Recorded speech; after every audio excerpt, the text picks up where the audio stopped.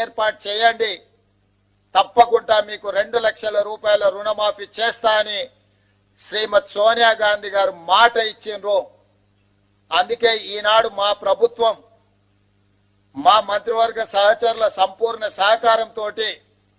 రాహుల్ గాంధీ గారు మే 6, 2022 నాడు రైతు డిక్లరేషన్ లో చెప్పిన 2 లక్షల రూపాయల రుణమాఫీని సెప్టెంబర్ 17, 2023 శ్రీమతి సోనియా గాంధీ గారు ఇచ్చిన 6 గ్యారంటీలలో అత్యంత కీలకమైన 2 లక్షల రూపాయల రుణమాఫీని ఈనాడు ఏఐసిసి అధ్యక్షుడు శ్రీ మల్లికార్జున్ ఖర్గే గారి నాయకత్వంలో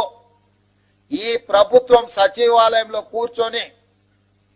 ధైర్యంగా దర్పంగా తెలంగాణ రైతాంగానికి ఈరోజు